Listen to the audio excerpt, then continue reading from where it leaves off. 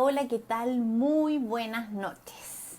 Hoy día vamos a hablar un tema muy interesante, pensiones. ¿Quién no está conversando diariamente del tema de las pensiones? Así que vamos a tener un invitado súper especial que nos va a ayudar a salir de hartas dudas con respecto a este tema, ¿ya? Vamos a partir este live con una pequeña introducción que es larga, así que la voy a leer. ¿Para qué nos vamos a poner acá a no hacer las advertencias? Pues me van a andar diciendo, ¿está leyendo? Es larga, por eso les cuento, así que preferí tener ahí mi apoyo. Eh, para que empecemos a saber qué es lo que vamos a conversar. Ya, chiquillos, como ustedes saben, el sistema de ahorro previsional chileno, con sus luces y sombras, en definitiva es el sistema que tenemos. ¿Se trata de un sistema de capitalización individual? Sí. Al que recién, durante el primer gobierno de Michelle Bachelet, junto con el ministro Andrés Velasco en su época, se le incorporó un pilar solidario. A raíz de la lamentable comparación que hizo hace unos años atrás José Piñera con el famoso Mercedes-Benz, algunos pusimos definitivamente el grito en el cielo. Porque efectivamente los bajos sueldos son un tema dentro del sistema. Otros, en definitiva, optaron por pedir modificaciones legales, algunas más bien simbólicas y que tienen poco impacto en definitiva en el bolsillo de las personas, como por ejemplo restringir las utilidades de las AFP y otras medidas que van un poco, que pueden ser vistas como un poco más efectivas, como por ejemplo el proponer que exista un órgano único que recaude los fondos para que el resto solo administre. También está instalada la discusión sobre la propiedad de los fondos.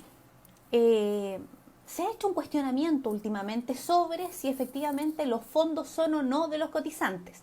Esta es una discusión que instaló hace un poco tiempo atrás, yo diría que más o menos contemporáneo al estallido social, el abogado Fernando Atria, quien a través de interponer recursos de protección intentó que se entregaran los fondos a los cotizantes.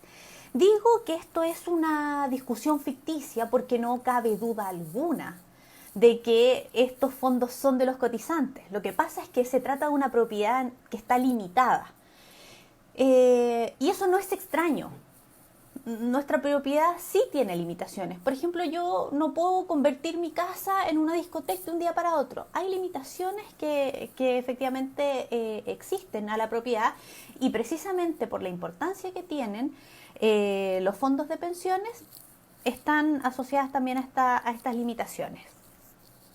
Otras dos cuestiones que empezaron a surgir también de manera contemporánea con el estallido social fueron, la primera es que si las personas en situaciones de excepcionalidad, como enfermedades terminales, por ejemplo, pueden hacer el retiro de sus fondos de pensión. Y otra que está hoy en día en discusión y que es precisamente si se podemos hacer algún retiro de nuestros fondos para hacer para hacer frente a la crisis económica y social que se está viviendo hoy en día producto de la pandemia.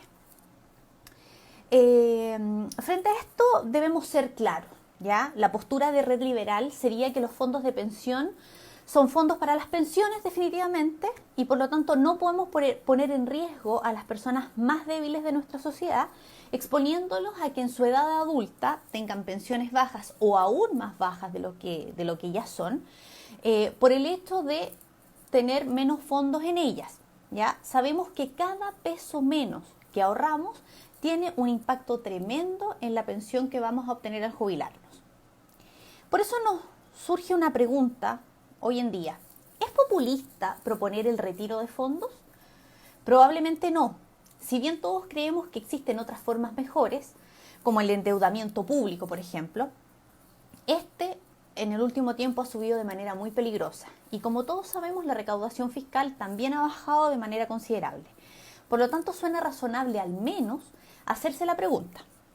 A título personal, debo ser honesta, de a poquito me he ido seduciendo la idea de pensar que el retiro sea una solución público-privada. ¿Qué quiero decir con esto? que usando una fórmula donde se puedan utilizar los fondos personales de cada cotizante, pero con una garantía de devolución estatal, ¿ya? Una solución así podría hacernos pensar que la solidaridad y los acuerdos, en definitiva, siempre son la vía. Bueno, y para entrar ya en materia, es que quiero presentarles a nuestro invitado de hoy. Él es Gianni Casanova. Ay, lo voy a invitar, pues. Mira, que esto del live, de repente a uno lo pone medio lento. Espera, vamos a invitar a Gianni. Dame un segundo. ¿Qué hice, mis queridos? Y aquí. Ya. Se me estaba yendo la pauta. Gianni, vamos a invitarlo. Y les voy a hacer la presentación entonces, una vez que se nos une.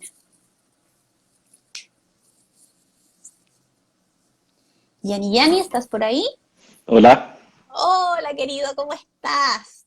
Ya le estaba contando, bien, ¿qué tal? a los chiquillos que nos están viendo ahora en este minuto que vamos a conversar contigo. Él es Gianni Casanova, es un economista y fundador de Landmark Alantra. Es un gallo que sabe de estos temas porque eso es lo que nos interesa, salir de dudas, pero con gente que en definitiva sepa de lo que está hablando, y Gianni, no tenemos ninguna duda que es uno de ellos. Gracias, Gianni, por acompañarnos.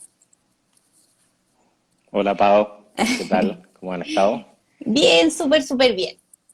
Oye, les contaba yo, les hice a los chiquillos que nos están viendo una pequeña introducción de que vamos a hablar efectivamente de uno de los temas más atingentes y que está más en boga en este minuto, dada la crisis que estamos viviendo, que es efectivamente relacionado al retiro de los fondos de pensiones. Pero vamos a partir con algunas preguntas para empezar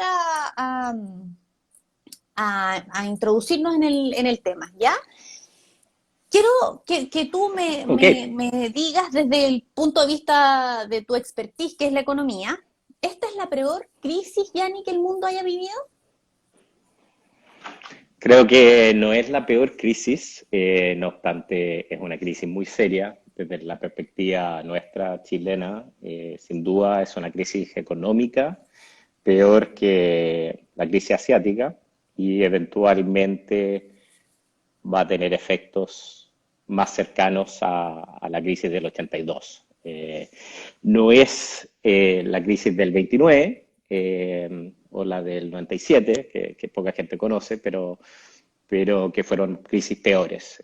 No obstante, esta es una crisis, probablemente va a ser o espero que sea la peor en 30, 40 años. Es una crisis muy complicada y creo que esta es la primera vez que es una crisis que es global, es sanitaria y es económica, y todo dentro de un contexto de globalización que nunca hemos tenido.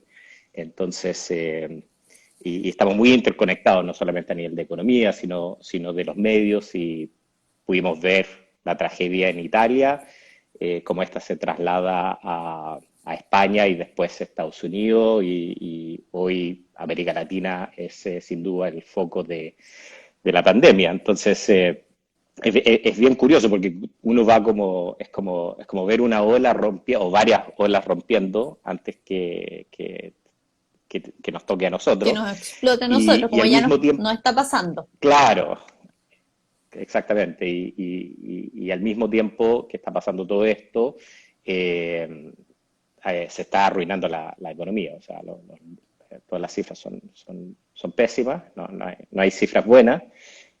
Y dentro de todo este contexto nos pilla con un nivel de polarización y de alguna forma de populismo muy fuerte.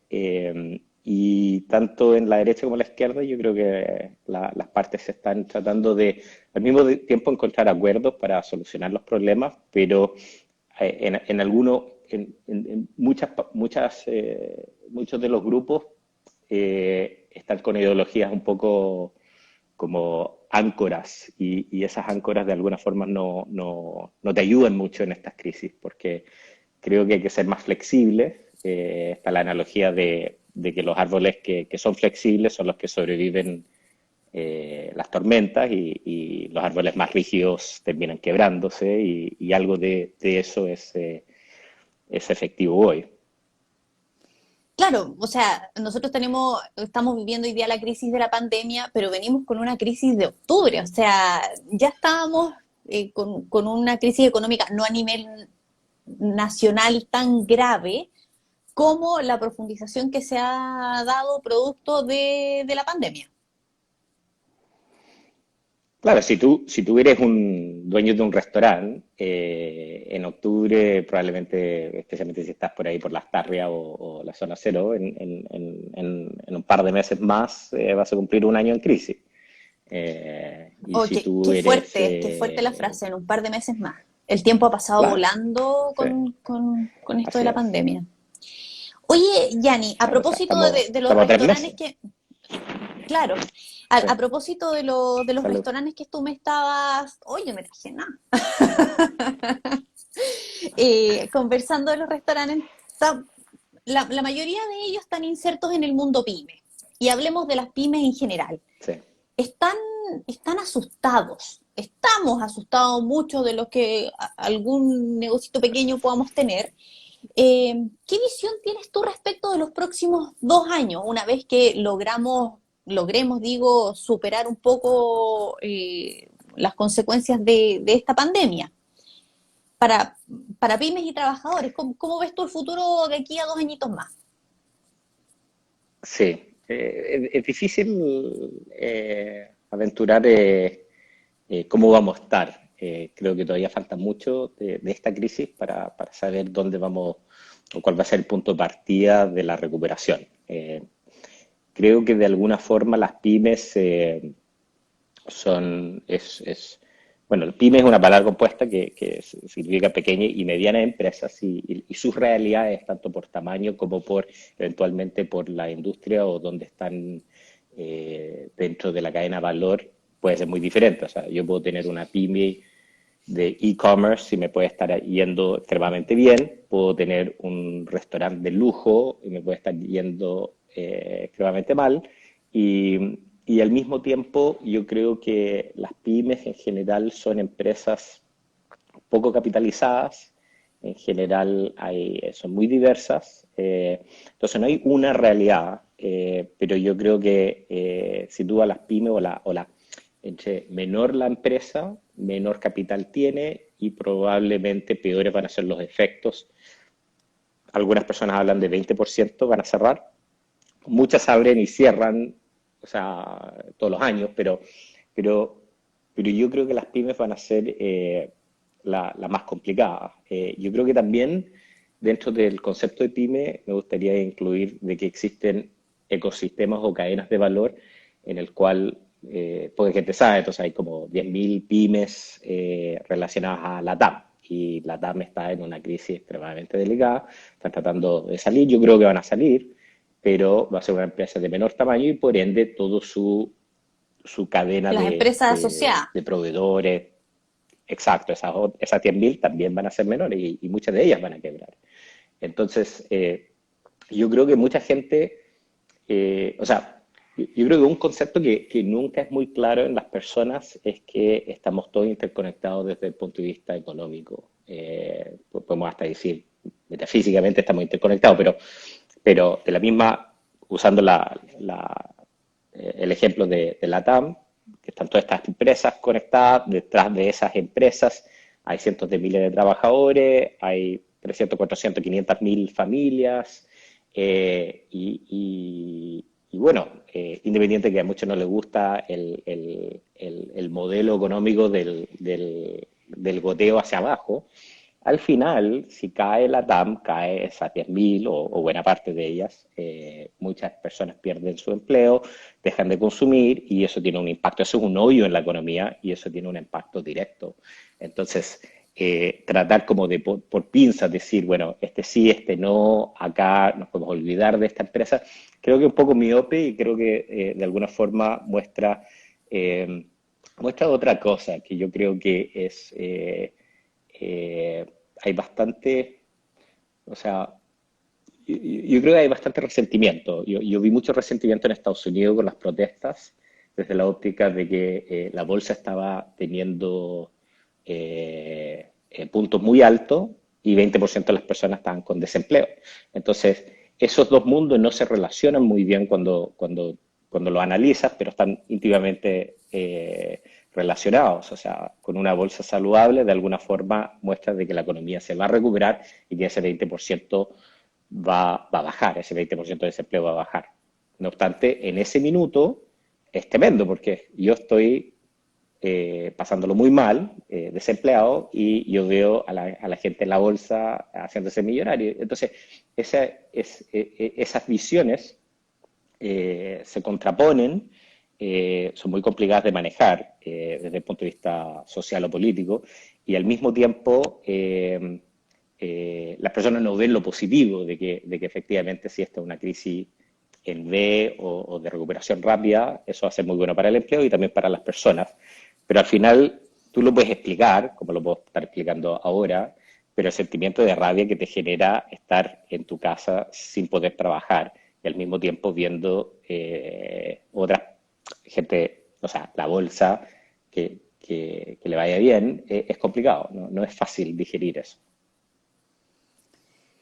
Se nos vienen tiempos complejos, vamos a tener que tratar de poner el hombro y que ojalá haya apoyo estatal, porque en definitiva muchas de las pymes que van a sucumbir llevan consigo trabajadores, familias. Entonces la idea es que ojalá esto pegue lo menos posible y no se siga profundizando esta situación. Esperemos que esta pandemia termine pronto para empezar a tratar de salir un poquitito a flote. A propósito, mucha gente habla de que hoy día estamos viviendo una crisis sanitaria. Otros hablan de que estamos viviendo una crisis económica. ¿Podría hablarse de que estamos viviendo una crisis mixta, una crisis económica sanitaria, o habría que hacer efectivamente la diferencia?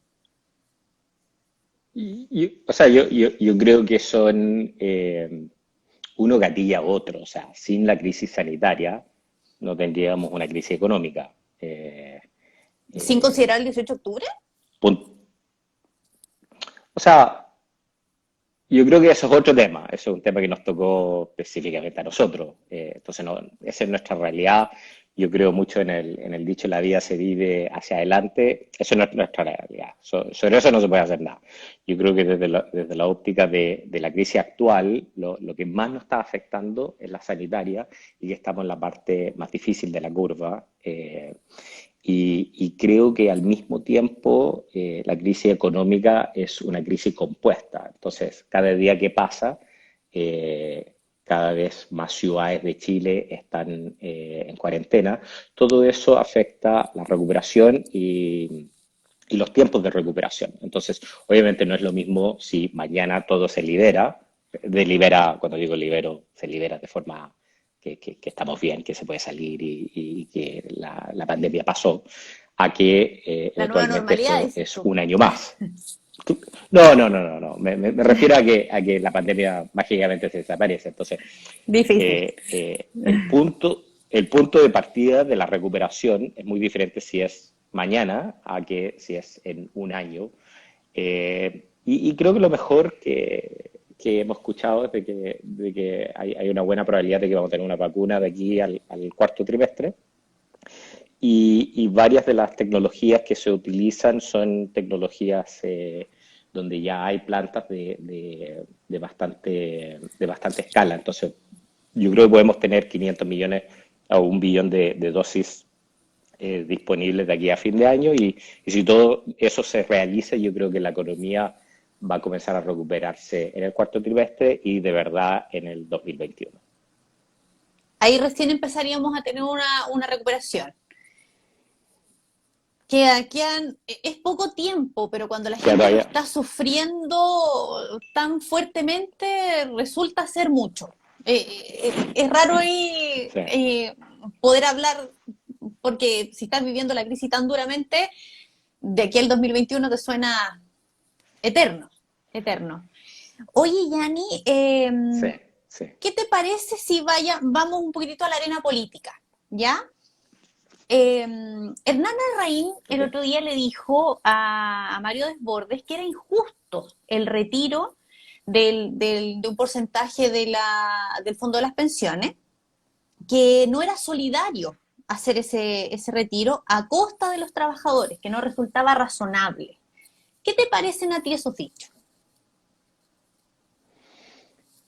Bueno, todo el tema de Mario Desbordes y los dichos de Hernán Larraín Mate son parte de una cebolla mayor, tiene muchas capas, pero, pero tomando efectivamente yo creo que si tú miras, la mayoría de las personas tienen muy pocos ahorros previsionales y el 10% es matemática simple, pero si alguien tiene 3 millones de ahorro, probablemente una persona con bastante pocos recursos y esa persona si le das 10% son 300.000 y eso comparado a otros mecanismos a través de impuestos efectivamente serían más progresivos. Entonces, en ese sentido, simplemente desde el punto de vista de...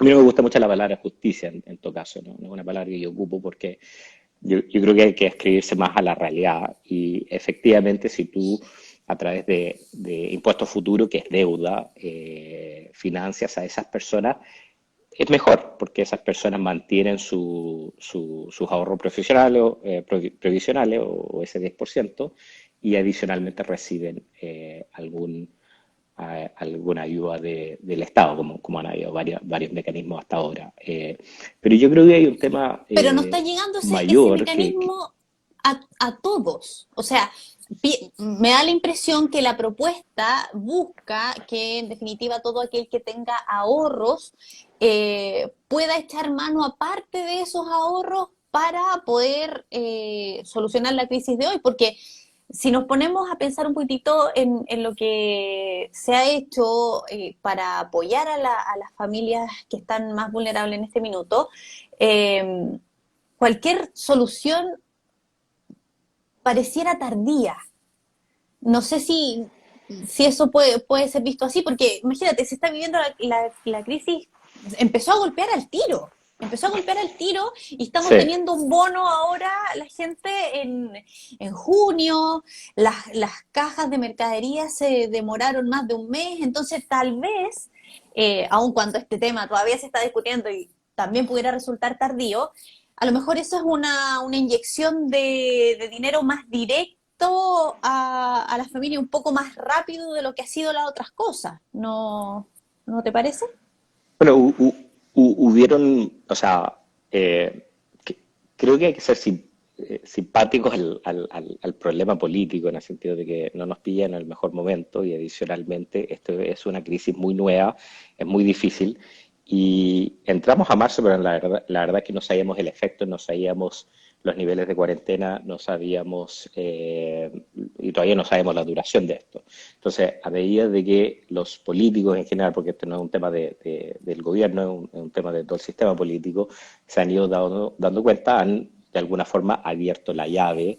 Entonces, no solamente lo de las cajas, pero adicionalmente dieron al 60 y el 80 y podemos hablar de eso si quieres, pero se abrió la llave con 65.000 por persona, por miembro de familia, y ahora van a aumentar eso, y el año pasado también aumentaron para algunas personas la pensión mínima, que es muy importante para nuevamente atacar la pobreza. Y yo creo que eso hay que seguir haciéndolo, creo que se va a volver recurrente, yo creo que las cajas van a seguir probablemente hasta la elección presidencial y probablemente algunas de estas otras medidas van a aumentar. El tema es que es, es un poco complicado desde la óptica de cómo colocar toda la carne a la parrilla, y esto era lo que mencionaba Briones, que básicamente como no sabemos en todas las etapas, no sabemos si esto es una crisis de meses o de años, cuánto de eso tenemos que abrir, cuánta liquidez tenemos que entregar a los más necesitados. Y eso es una decisión muy complicada. No me gustaría tomarla. Yo creo que a nadie le gustaría decidir de alguna forma si alguien lo va a pasar bien o mal, o si miles o decenas de miles o cientos de miles de los ciudadanos lo van a pasar peor por las decisiones que uno toma hoy. Y después adicionalmente está todos los estamentos políticos que son muy complicados hoy. Y claro, tú tienes políticos de ambos lados del espectro diciendo hay que dar más, más, más, más. Y eso es muy fácil decir eso. Y creo que es muy difícil decir, bueno, vamos de a poco. Suena terrible, lo es de alguna forma, pero al final alguien tiene que cuidar, más que la billetera fiscal, yo creo que hay que cuidar los momentos, porque yo creo que la gran ventaja de Chile ha sido sus ahorros, su disciplina fiscal, y eso se va a ver. Esto nos va a permitir salir mejor que algunos de los países que habitan América Latina. Entonces, pero es muy complicado y yo creo que también adentro de eso hay una discusión política entre Desbordes y otros miembros de Chile Vamos, donde se está discutiendo entregar esto. Se está discutiendo permitir retirar hasta 4 millones de pesos, 3 millones, 4 millones de pesos, o 10%. Y en esa discusión lo que políticamente hace muy bien Desbordes es que él avanza a lo que probablemente va a pasar de aquí a unos meses, donde el gobierno probablemente va a entregar esto. Y cuando lo entrega, él prefiere ser él como que levanta la mano, pero este ni siquiera lo levantó Desbordes. Esto viene de Hacienda. En Hacienda vienen discutiendo esto. Entonces, yo creo que esto es una herramienta disponible, es una carta totalmente válida, y creo que no hay que ser dogmático sobre si hay que hacerlo o no. Creo que la pregunta es cuándo. ¿Es ahora o en un par de meses más? Esa pregunta no tengo una respuesta, pero creo que esa es la pregunta. Ya, una pregunta bien al hueso. Si fueras presidente hoy en día, ¿firmarías un proyecto para que la gente pudiera retirar parte de su fondo de pensión? ¿O desde tu punto de vista es mejor Yo creo que sí. abrir la billetera Yo, completa como para tirar toda la carne a la parrilla, como yo creo que pidieron sí. algunos? Yo creo que sí, no sé cuándo, pero al final del día hay gente o sea, hay que ir a la base de las cosas. ¿Y qué son las pensiones? Las pensiones te permitan aplanar la curva del consumo entre tus años activos y tus años pasivos. Para mucha gente, hoy este es un año pasivo, es como un gran año sabático, si lo puedes colocar de esa forma. Entonces, las pensiones, de la misma forma que el ahorro del seguro de cesantía, es para algo específico, pero en realidad más que para cesantía o para pensiones, ambos instrumentos son para aplanar, para que no tengas tanta diferencia de consumo, de la misma forma como si trabajas 10 años, quedaste un año sin pega y después vuelves a trabajar. Esto te ayuda a que ese bache sea menos fuerte. Y lo mismo en pensiones, pero pensiones tiene el Pero concepto en de que pensiones usualmente sabemos al que final de la vida, claro, tú sabes de que hay vas a tener menos ninguna ingresos, posibilidad es claro, muchísimo menos. claro, pero conceptualmente ese ahorro es para los años que tienes menos ingresos, para que tu consumo no caiga a niveles que te causan dolor. Entonces, bajo ese concepto, yo creo que es totalmente válido pensar en entregar parte de ese valor. Ni siquiera me cierro a que sea más del 10%, para serte sincero. Lo que sí hay que entender que tiene efectos diferentes dependiendo de la persona. Entonces, si yo tengo 64 y saco 10%, por decirlo, 1 millón de pesos, y el año siguiente me retiro, el efecto es casi nulo. Si yo tengo 35 años y ese mismo 1 millón de pesos a 4% más UF en plata de hoy, eso es como 3,5 millones. Y entonces es 3,5 veces lo que saqué ahora. Entonces, no tanto para el de 64, pero para el que tenga 35 y sí, para recuperar esa plata, tú tendrías que retirarte, o sea, esto es multifactorial, pero si solamente ajustamos a un factor que es años, en vez de trabajar hasta los 65, tendrías que trabajar como 3 años más, como 2 y medio, más o menos. Entonces, hace sentido extender la edad de jubilación. No, nuevamente, creo que Joseph no, Ramos es no uno de para los el que de ha 64. propuesto, claro, Joseph Ramos es uno de los que ha propuesto que se atrase la edad de jubilación en un año si es que esto se llega a dar, pero tú me estás diciendo que recuperar ese 10% tal vez pudiera necesitar una cotización de 2 o 2 años y medio más. Ahí es como un Así es, poco, wow, así es. wow. O Pero, sea, es pero, multifactorial, porque si tú tienes 25 años, probablemente no tienes ahorros previsionales o no muchos. Eh, claro.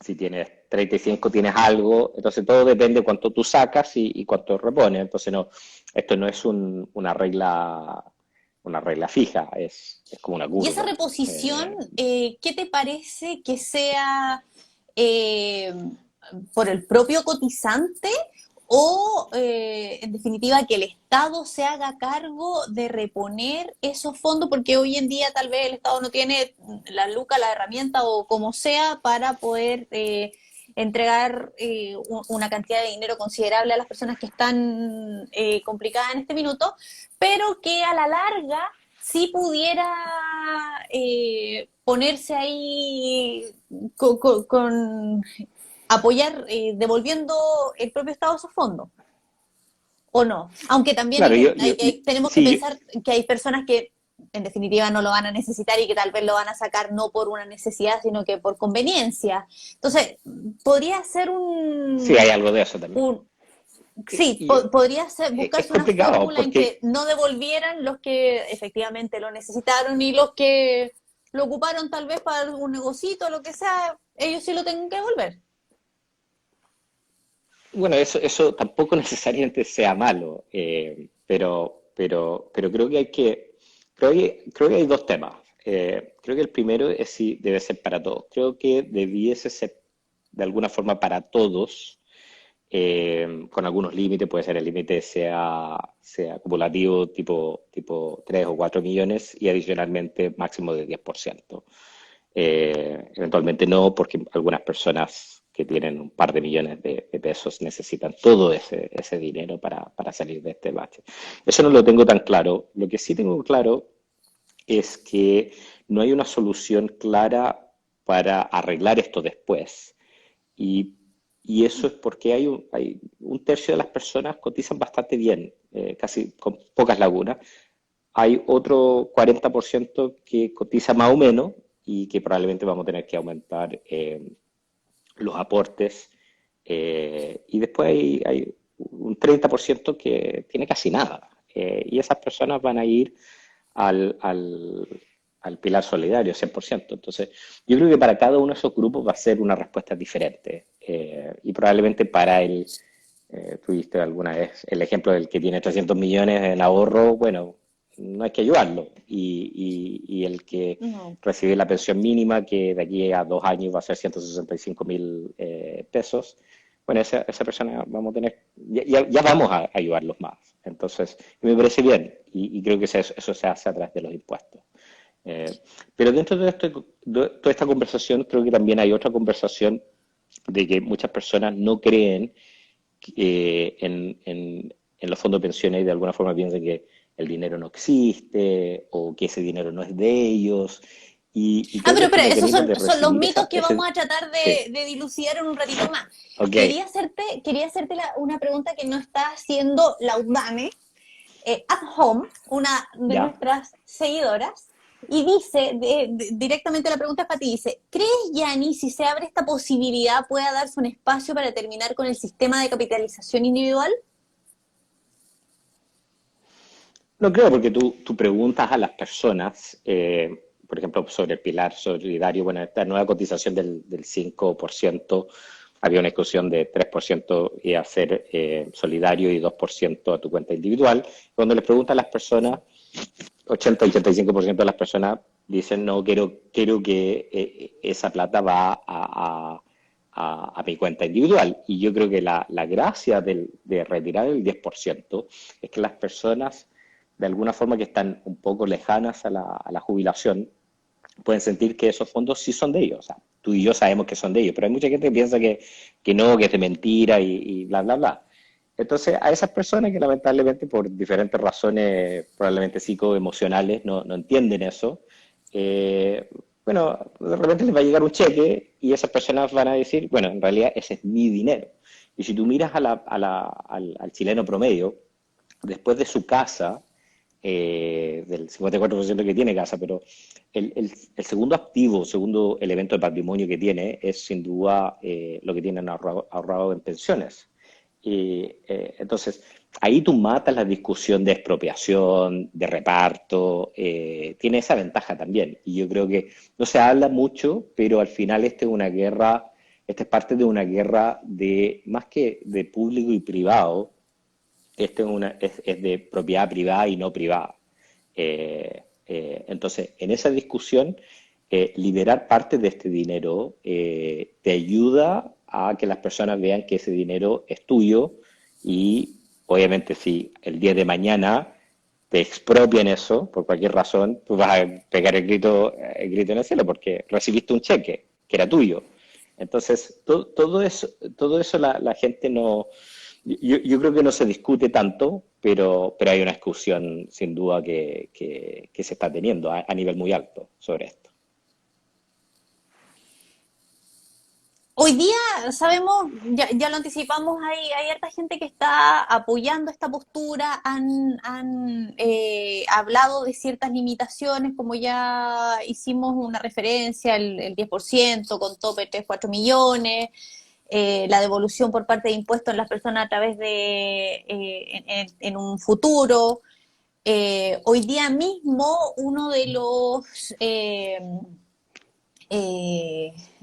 el director de la FP1 se abrió la posibilidad de que efectivamente hubiera un retiro. Él hablaba de un 5% porque efectivamente dice que los fondos son de las personas. Si tú vieras que existe efectivamente la posibilidad de aprobar, digo, un proyecto de esta naturaleza, ¿qué exigencias harías? ¿Cómo dejar prístinamente claro que se debe a una situación excepcionalísima? Porque si hoy día lo estamos conversando, no es porque se nos ocurrió, sino que simplemente, efectivamente, la crisis económica que se está viviendo es tan profunda para muchas personas que se está viendo de dónde echar mano. Entonces, por eso se está abriendo esa posibilidad, pero hay que dejar súper, súper claro que es muy excepcional. O sea, cuando hay otra pandemia podríamos volver a hablar de algo así. Entonces, ¿qué exigencias harías tú si se aprobara un proyecto de esta naturaleza? ¿Cómo qué condiciones te parecerían las adecuadas? Sí, creo que es complicado. Creo que independiente de la pandemia o no pandemia, al final hay una pelea ideológica y de grupos bastante bien organizados que quieren expropiar los fondos de pensiones. Y por más que dicen que no, que no, que no, esa es la realidad. Y al final esa pelea yo creo que se va a seguir dando. Y yo creo que colocar muchas condiciones a este a este momento de excepcionalidad, yo creo que no sacamos mucho. Creo que no nos va a ayudar. Creo que lo importante es que ese mecanismo llegue en el momento justo y eventualmente tener alguna forma a través de impuestos, a través de poder cotizar más en el futuro, extender la edad de jubilación, de todos estos mecanismos, de alguna forma poder recomponer eso para tener una mejor pensión años después.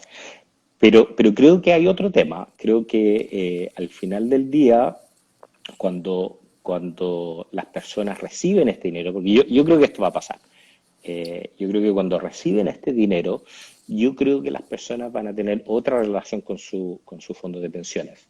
Y creo que la FP1, que está recién comenzando, y en general a las AFP no les afecta esto, porque su modo de ganar, de hecho hay un beneficio, porque hoy las AFP tienen como 190.000 millones de dólares, y 10% si todos sacaran, para hacerlo simple, serían como 19 billones. Y eso liberaría por el encaje 1%, entonces las AFP quedarían más líquidas en 190 millones. El tema es cómo tú retiras eso sin afectar el mercado de capitales locales.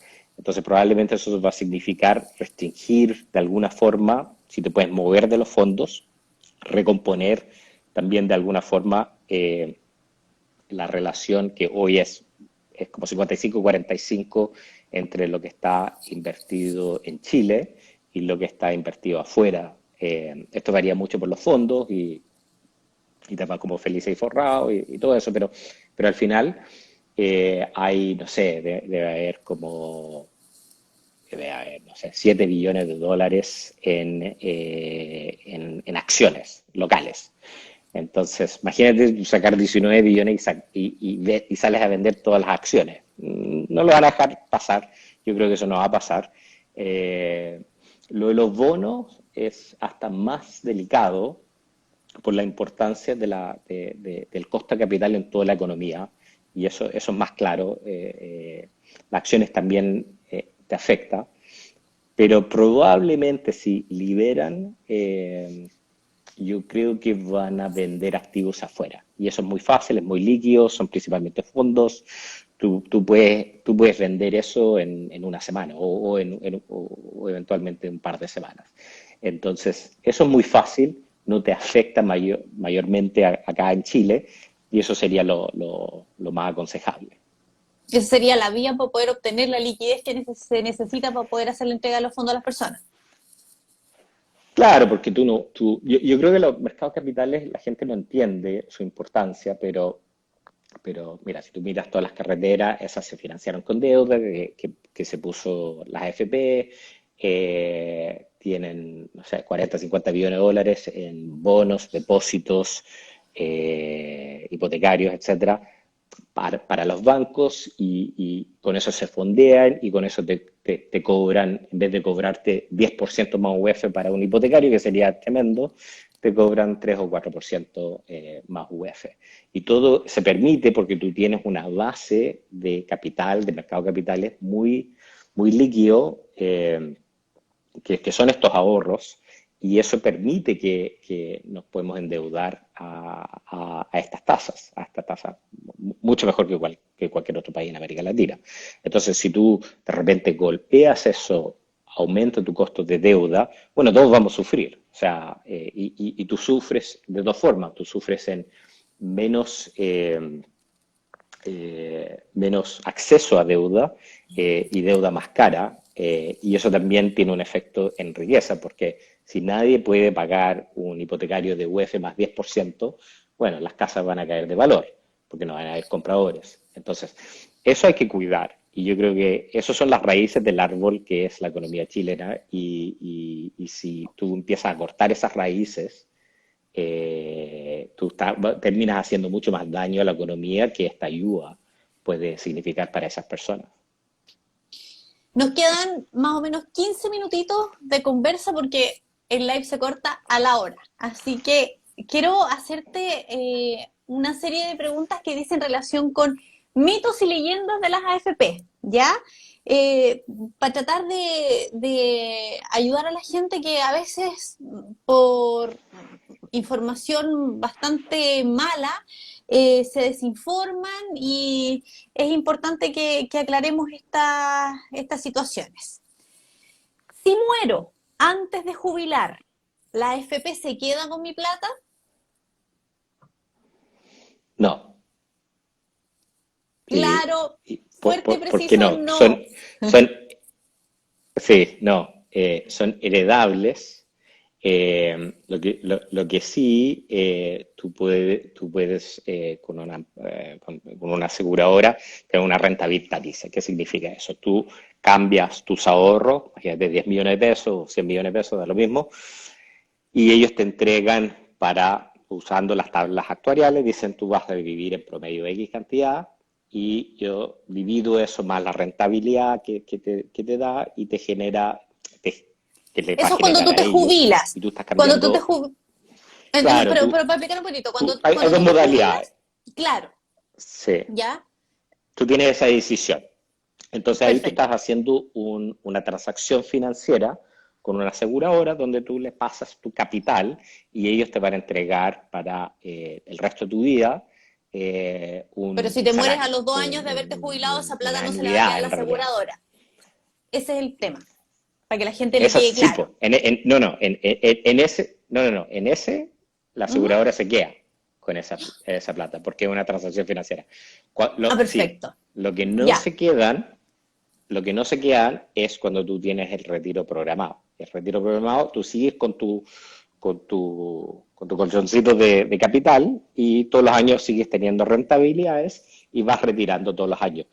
Pero ese es una función de riesgo, porque me puedo quedar sin plata. En el otro no corres riesgo. O sea, te aseguran la plata. corres, Ya, perfecto. te Entonces, aseguran, es exacto. súper Entonces importante la es riesgo decisión que se tome al retorno. momento de jubilar. Claro, y aquí lo que, por ejemplo, creo Pero si que me muero podrían antes de hacer jubilar, mejor.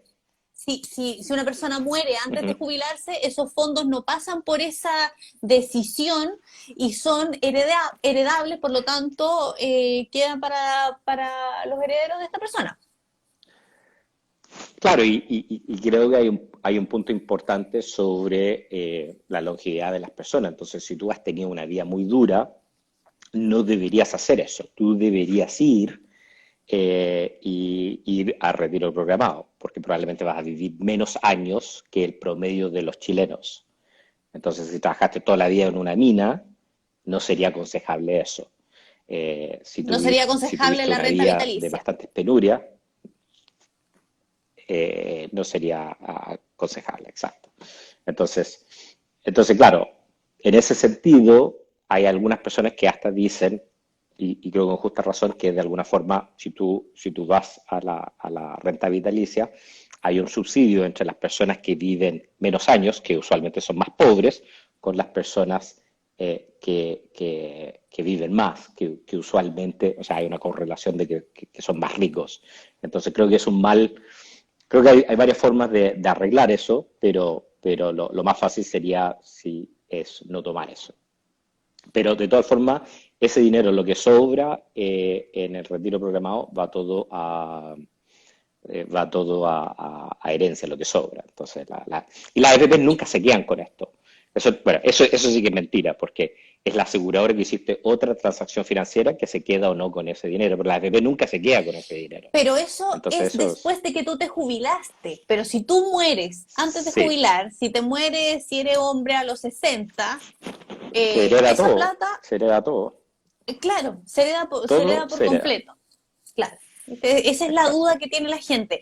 Y puede que esa confusión se haya dado por la elección de una renta vitalicia que se produce una vez que ya estás jubilado. Jubilado, exacto. Eh, Ya. Me lo anticipaste delante, pero dicen que la plata de las AFP no existe, que por eso no la quieren entregar. sí. ¿Qué tan cierto hay en Bueno, eso? bueno, no es cierto y yo creo que las personas que piensan en eso se van a llevar una sorpresa cuando recién el 10% de las FP es ahora, por esta crisis. ¿Y ahí qué van a decir? ¿Que la plata sí existe o solo existe el 10%? Es ridículo. Eh, El punto es que, pero bueno, claro, a lo eso, mejor liquidez puede que no haya porque efectivamente la plata de los fondos de pensiones se invierten. No es un tema de que hoy día digamos ya se devuelve toda la plata y pero, perfecto, sino que está pero toda son muy invertida, por lo tanto, líquidos. O claro, sea, porque también son, todo lo que son está inversiones de afuera bajo es riesgo. extremadamente líquido. Bueno, hay una mezcla. Yo, yo, yo creo que, yo creo que cuando tú miras las inversiones afuera, o sea, casi todas extremadamente líquidas. Los activos en Chile también son líquidos. Lo que pasa es que como ellos son un pilar, es una viga a toda la estructura de mercado de capitales, deshacer esa viga es desarmar todo el mercado de capitales. Entonces, te estás pillando solo porque es como tratar, si intentas de ir a vender 7 billones de dólares en acciones locales, bueno, la vas a poder vender, pero no la vas a vender en 7 billones de dólares, la vas a A un vender en buen menos. precio. Mm, Y eso no hace ni un sentido. Claro, claro. entonces no. Entonces, Hace un pero, tiempo atrás, pero Gianni, perdón, sí. dale. No, cuéntame. Hace un tiempo atrás hubo una fuerte pérdida en los fondos. Eso hizo que mucha gente quisiera cambiarse de fondo. ¿Qué pasó con esa pérdida? ¿Esa plata ya se recuperó? ¿Se va a recuperar? ¿Es recomendable que la persona que sufrió esas pérdidas haga un cambio en su fondo a esta altura? Bueno, aquí entramos como en el terreno felices forrados, entonces no sé si quiero salir a competir con ellos, que lo hacen tan bien. Eh, eso era un poco de Irónico. humor. No lo tomen en serio. No, bueno, hubo una caída Qué de bueno las que lo bolsas aclaraste. en Me marzo estaba muy... asustando. Sí. Sí. Eh, bueno, en marzo hubo una caída muy fuerte y las bolsas se han recuperado. Desde el punto de vista de los fondos A, E, están casi todos recuperados si tú miras un periodo de 12 meses. Eh, lo que, lo que yo hago, que esto es una recomendación que creo que es de las mejores, que es no lo que yo creo que tú deberías hacer, sino lo que yo hago, es que yo tengo mis fondos en el C, y parece como fome el C, pero el C tiene una cosa muy, muy chora, que es, ellos tienen mucha flexibilidad. Entonces, cuando el mercado de acciones está muy caro, se van más a deuda. Y cuando la deuda está muy cara, se van más a acciones. Cuando tuvieron una caída, tú lo puedes ver, en el fondo C empezaron a apostar más a la recuperación.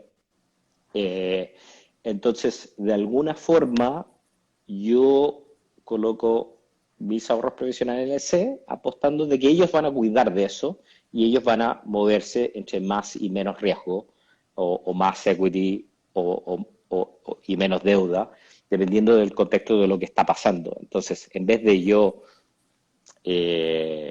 estar timbiando eso, yo coloco en el C y ellos hacen eso y lo hacen bastante bien. Y de hecho, si tú miras, por ejemplo, en la crisis financiera del 2008-2009, por 8, 9, 10 años, el fondo C fue el de mejor rendimiento por esto que te menciono. Entonces la gente dice, el C es el más fome o el de menor rentabilidad, y no es tan así porque tiene una cierta flexibilidad entre ir manejando el mix entre equity y deuda. Y Pero eso sí para resumir, recomiendo. la pérdida de marzo tú dices que debiera recuperarse en un plazo de 12 meses. O O sea, sea, no sería aconsejable. a nivel de las acciones ya, sí, a nivel de las acciones ya se arregló. Lo que pasa es que a nosotros nos pega de tres formas. Nos pega primero por tipo cambio. Entonces los activos afuera se valorizaron, pero los activos locales, que son más de la mitad, como si tú miras al sistema completo, Ujú. eh, eh, tan técnicamente iguales, pero también tuvieron su caída. Y lo que pasa en estas crisis es que el sistema financiero global tiene capas. Entonces, y nosotros como Chile no estamos en el centro, estamos en el siguiente anillo. Y en el centro está Estados Unidos y Europa, Japón. Y en las crisis es como lo mismo si tú sales de una casa calientita y sales a la intemperie a 0 grados, la sangre entra hacia adentro, y lo mismo pasa con capital.